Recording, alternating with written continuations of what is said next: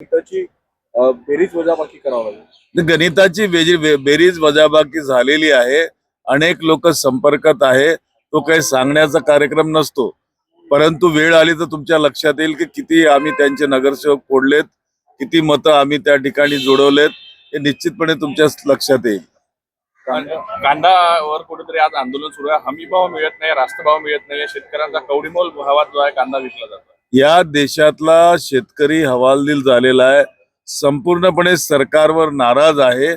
देशाचे पंतप्रधान या ठिकाणी येतात आणि म्हणतात की आम्ही तुम्हाला रास्त भाव देऊ, MRPच्या पेक्षा जास्त दर या ठिकाणी देऊ, पण प्रत्यक्षात शेतकऱ्यांना मोबदला मिळत नाहीत आणि अशा वेळेला त्यांचं जे उत्पादन आहे ते कवडीमोल भावाने सडकेवर फेकलं जातं।